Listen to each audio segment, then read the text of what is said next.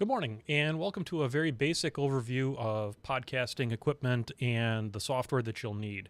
The purpose of this is that we understand that you're looking at doing some podcasting, and the idea here is to provide you with a basic setup that will fulfill your needs as well as sound professional. So the first step here is I'd like to go through just a basic block diagram of what are the kinds of equipment you're going to need, why you need it, and then show you the kind of what it looks like from a physical standpoint, as well as going over very briefly the software that's involved in making it happen. So as you can see here, we have a basic podcasting system basically being hosted off of a laptop, and that's right here. And that laptop has connected to it something called a mixer. Now, the mixer board is basically a piece of equipment that centralizes all of the different inputs that are coming into it. In this case, an audio output from the laptop so that you can play music or any other type of recorded files that you may have on your laptop into the mixer to include as a part of your podcast, as well as bring all of the different microphones that you have that you want to have for your podcast. Now, the understanding here is that the desire is for up to 4 different guests to be a part of the podcast, and those will have a separate input going into the mixer. The mixer will also then take that and send it out to something called a headphone amplifier. The headphone amplifier provides each of the different guests on the podcast the opportunity to plug in a set of headphones. We're basically looking at providing one set of headphones with the option to add 3 more at a later time. And these can be headphones of any type. They can be earbuds. They can be, as long as they have an 1/8 inch or 1/4 inch adapter to plug into, they would work in this type of a setup. The headphone amplifier has adjustments so that each of the different users has the ability to modulate the amount of volume going out to the headphones so that they can adjust for their individual hearing levels. The signal coming back to the laptop is then brought into the laptop via USB, very simple connector, and that USB is directed towards a piece of software called Audacity. Audacity then takes that, creates a waveform, and that waveform can be recorded as an MP3 and then uploaded to a podcasting host site. And our understanding is that the preferred at this point is Podbean. We can get into more details at a later date on how to actually do the hosting and the uploads and things like that, but I promise you it's very simple.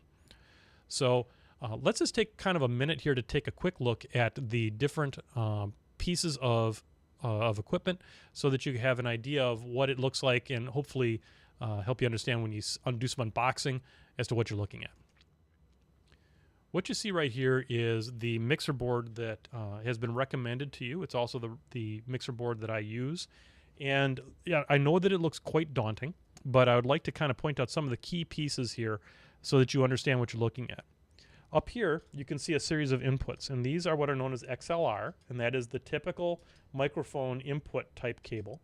And this has 4 ports for them, so that allows you to bring in 4 microphones using that.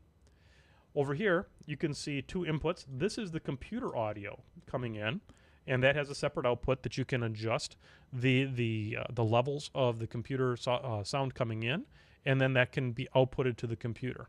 This whole area down here, it allows you to adjust the treble, the bass, and the mid-range to basically adjust the sound however you want.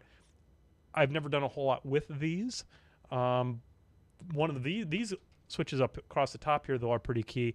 These allow for compression so that if someone is speaking very loudly into the microphone, it doesn't make the whole podcast sound poor. Down below here, you have individual volume sliders for each of the different inputs so that you can adjust. And I'll demonstrate right now by talking so you can see my voice kind of fade out so that you don't hear it so much. And then I'll fade it back up so that you can hear me at regular volumes again. Over here on the far side, you have the main mix heading to the computer so that you can adjust the total volume going out to the software. And now if we'll focus over here, I'll show you kind of what one of the microphones look like. And you can see here, It's just a very basic microphone like you would see anywhere. There's a wire that comes out of the bottom of it that connects into the mixer. And then this up here is a windscreen, so that helps take some of the pop out of the individual speakers who might, perhaps get their mouth a little bit too close to the mic. It really helps. So that's kind of all that there really is aside from the computer. Now, real quickly here, let's take a quick look at the software that you'll be using, and it's called Audacity.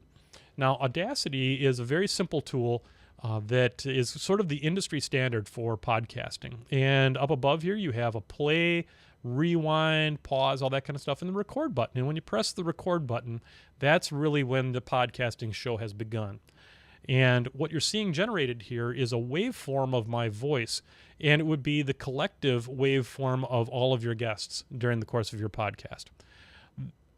This software also gives you the ability to do basic editing, like removing sections very simply in case there's some dead air that you want to remove, or if someone says,